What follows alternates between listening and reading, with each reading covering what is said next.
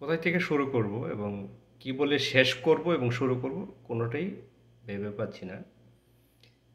বর্তমানে যা বাংলাদেশে দেখা যাচ্ছে এখন আমার কথাতেই আমি বিব্রত হব। আমি নিজেই বিব্রত হব, অন্য কেউ তো মানে বিব্রত হবে, এটা সে স্বাভাবিক।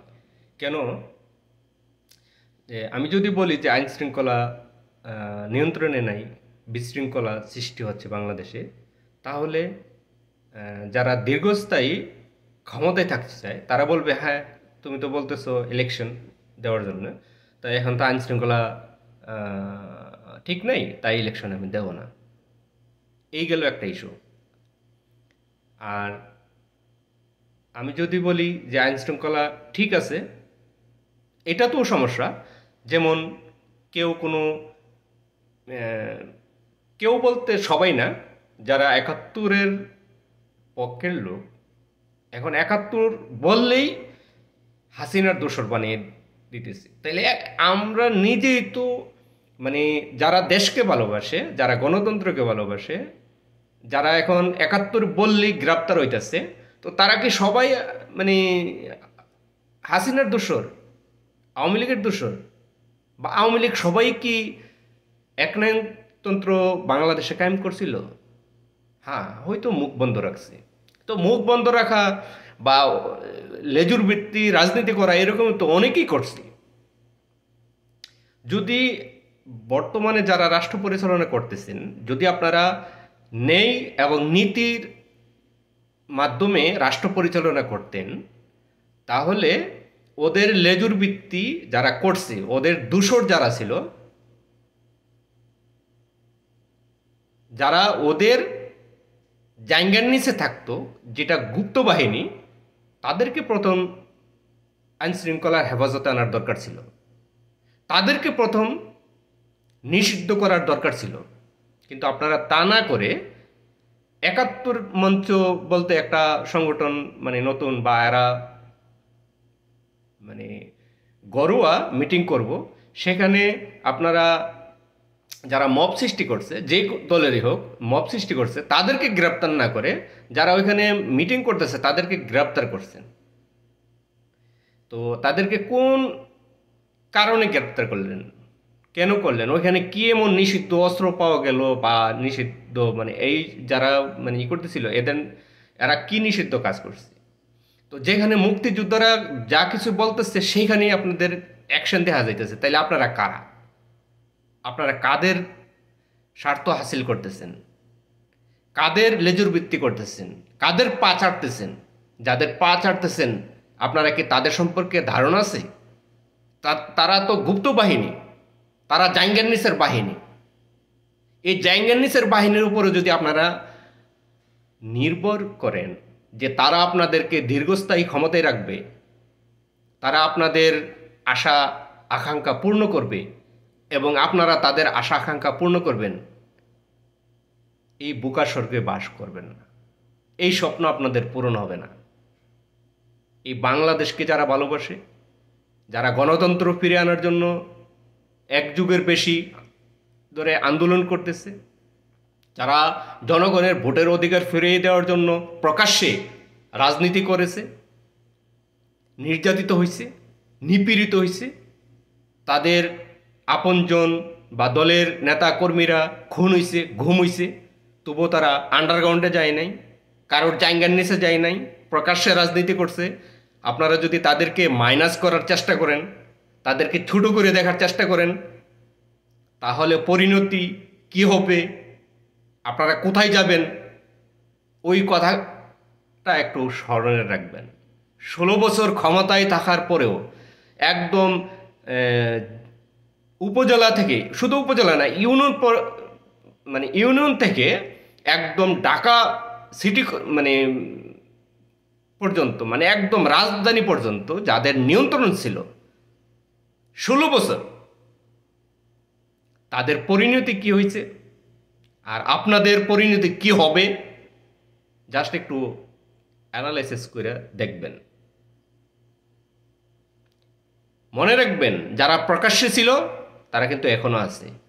জাস্ট দেশ এবং জাতির কল্যাণের জন্য জাস্ট হজম করতেছে। এ হজম কিন্তু চিরস্থায়ী হবে না। উগ্র মৌলবাদ, রাজাকার, আলবদর, তোদের উদ্দেশ্য বলা হচ্ছে, বলতে চাইতেছি, তোরা যা ভাবতেছিস, যা করতেছিস, এর পরিণাম খুব খারাপ হবে, খুব খারাপ হবে। দেশ এবং জাতির কল্যাণে বলতেছি, জাস্ট বলতেছি, শোনা বা না শোনা তোদের ইচ্ছা। কাম ডাউন, উড়িস না, পড়ে যাবি। কাম ডাউন। পরিণাম খুব দুঃখজনক, করুণ, বেদনাদায়ক হবে। সুযোগ হাতছাড়া করিস না। তোরা যে রাজাকার ছিলি, তোদের ভূমিকা যে এই রাষ্ট্র সৃষ্টি ক্ষেত্রে এই রাষ্ট্রের বিরোধিতাকারী ছিলি, সেইটা মোচন করার জন্য তোদের দারুণ সুযোগ আছে। বাংলাদেশে বিশৃঙ্খলা সৃষ্টি করিস না, তাহলে আর কোনো দিন সুযোগ পাবি না। সো তওবা করে সোজা লাইনে ফেরত আস। আবার কোনো কিছু ভালো না, যা হইছে এনাফ ইজ এনাফ। এবার থাম। বাংলাদেশে সঠিক আইন মাফিক যেই সংবিধান আছে, যে আইন কানুন আছে, যদি ওই আইন কানুন সঠিকভাবে প্রয়োগ করা হয়, বাংলাদেশের জনগণ খুব শান্তিতে আরাম আয়েসে থাকতে পারবে। তোরা যে বিশৃঙ্খলা সৃষ্টি করতেছিস, মব সৃষ্টি করতেছিস, এর পরিণতি খুবই কঠিন হবে, খুবই দুঃখজনক হবে, খুবই বেদনাদায়ক হবে। সো আবার অনুরোধ করতেছি, কাম ডাউন। উড়িয়ে যাস না, উড়ে গেলে পড়ে যাবি। বেশি উড়ে গেছিস, শুধু অনুরোধ করা হইতেছে। আর যখন রিয়েকশন শুরু হবে, তখন কিন্তু সরি অথবা কোনো কিছুতে কিন্তু আর কাজ হবে না। যতক্ষণ না পর্যন্ত একদম মানে নির্মূল না করা হবে পুরা গোষ্ঠী সহ, ততক্ষণ পর্যন্ত কোনো কিছুতেই বন্ধ হবে না। সো যারা রাষ্ট্র পরিচালনা করতেছেন, এইসব মব গোষ্ঠীদেরকে, গুপ্তচর, গুপ্ত বাহিনী যারা ছিল, তাদেরকে ন্যূনতম যে স্পেস দেওয়া হয় মব সৃষ্টি করার জন্য, তাহলে আপনাদের পরিণতিও খুব খারাপ হবে, করুণ পরিণত হবে। যারা আগে 16 বছর ছিল, তাদের পরিণতি যা হয়েছে এর থেকে খুব ভয়াবহ হবে। কারণ এরা তো বর্ডার দিয়ে চলে গেছে, আপনারা বর্ডারও খোলা পাবেন না। আপনাদের জন্য খোলা থাকবে বুড়িগঙ্গা। চয়েস আপনাদের। রাষ্ট্র পরিচালনা করার দায়িত্ব পাইছেন, আর কয়েক মাস আছে। কোনো টাল বাহানা নাটক করে দীর্ঘস্থায়ী করার চেষ্টা করবেন, তাহলে শেষ ঠিকানা বুড়িগঙ্গা। সো দেশ ও জাতির কল্যাণে অনুরোধ করা হইতেছে, বিশৃঙ্খলা যদি কন্ট্রোলে আনতে চান, জাস্ট 1-2 ব্যবহার পারবেন। আর যদি বিশৃঙ্খলা বাড়াইয়ে রেখা বলতে চান যে দেশে ইলেকশন দেওয়ার পরিস্থিতি নাই, আর যারা বিশৃঙ্খলা সৃষ্টি করে তাদেরকে, আর যারা ওই বিশৃঙ্খলার সুযোগ নিয়ে দীর্ঘমেয়াদী থাকার দান্দা করবে, এই তাদেরকে ওই বুড়িগঙ্গায় পাঠানো হবে। মুখের চাপাবাজি আর অনলাইনে ওই আলবদর বাহিনীর মতন ব্রড বাহিনী কাজে আসবে না।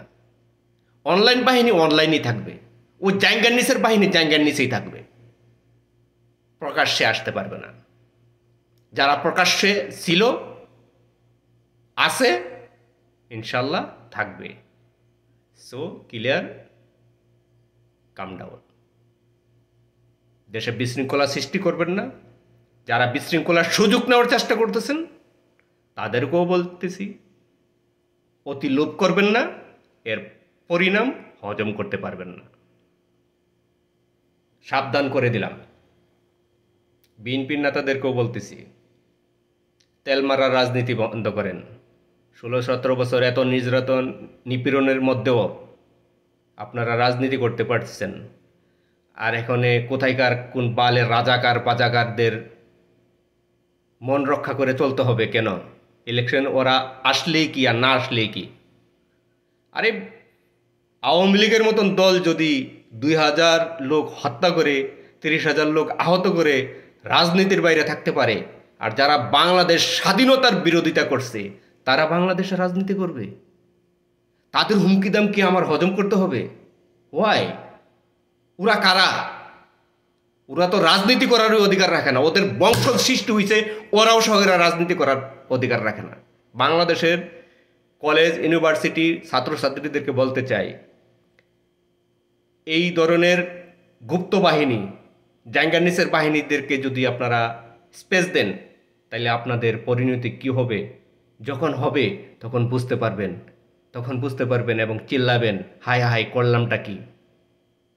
সো এখনই সময়, এদেরকে ন্যূনতম কোনো স্পেস দিবেন না, এদের মিষ্টি কথায় গলবেন না। এরা মুখে মধু অন্তরে বিষ। এদেরকে কোনো কিছুতেই বিশ্বাস করা কোনো সুস্থ স্বাভাবিকের মানুষের পক্ষে সম্ভব না। যারা বিশ্বাস করবেন তারা সুস্থ এবং স্বাভাবিক বলে আমি মনে করি না। এদের ইতিহাস গাইটা দেখেন, এদের ইতিহাস গাঁটলেই বুঝতে পারবেন যে এরা কত ভয়াবহ, ভয়ঙ্কর, হারামজাদা। এদের কারণে আওয়ামী লীগ পয়সা গেছে। এরা আওয়ামী লীগের ভিতরে ঢুকে, নাই তো আওয়ামী লীগ এত বড় ফ্যাসিস্ট, এত বড় হারামজাদা কালচার থাকতো না। এই ছাত্রলীগকে পচানোর ক্ষেত্রে এই গুপ্ত বাহিনী, এখন এই যে কলেজ ইউনিভার্সিটির মধ্যে যে মব সৃষ্টি করা, ওই এরা নিজেরা সৃষ্টি করতেছে যে রাজনীতি চলবে না, কিন্তু এরা নিজেরাই রাজনীতি করে। তো এই ধরনের দুইমুখী সাপদেরকে বিশ্বাস করবেন না। এদেরকে অবশ্যই এরা কলেজ ইউনিভার্সিটিতে লেখাপড়ার অধিকার রাখে, কিন্তু এদের কথাতে বিশ্বাস করবেন না। এদের কাছ থেকে দূরত্ব বজায় রাখুন। এদের কাছে যারা যাবেন তারা ধ্বংস হয়ে যাবেন, তাদের পরিবার সহকারে ধ্বংস হয়ে যাবে। সো এদের কাছ থেকে বিরত থাকেন, দূরত্ব বজায় রাখেন। এরা একদম জঘন্য দুর্গন্ধ জাতি। এদের মুখের মিষ্টি কথাতে আপনারা গলবেন না। সবাইকে আবারও অনুরোধ করতেছি, আপনারা সতর্ক থাকেন। এই রাষ্ট্রবিরোধী, গণতন্ত্র বিরোধী হারামজাদাদের প্রতি আপনারা সতর্ক দৃষ্টি রাখবেন। এদেরকে উঠতে দিবেন না। এদেরকে যে কোনো মূল্যে, এরা এ রাষ্ট্রবিরোধী কোনো কর্মকাণ্ড করলে, গণতন্ত্র বিরোধী কোনো কর্মকাণ্ড করলে কঠিন থেকে কঠিনভাবে জবাব দিবেন। যদি এরা নিজ দায়িত্বে বাংলাদেশের কল্যাণে এরা যদি বুঝতে শিখে, অবশ্যই এদেরকে স্পেস দেওয়া হবে। এবং এরা যদি বিশৃঙ্খল সৃষ্টি করার চেষ্টা করে, এদেরকে কঠিন থেকে কঠিনভাবে জবাব দেওয়া হবে। এবং এদের শেষ ঠিকানা এদের কপালে লেখা হবে বুড়িগঙ্গা। আসসালামু আলাইকুম ওয়া রাহমাতুল্লাহি ওয়া বারাকাতুহু।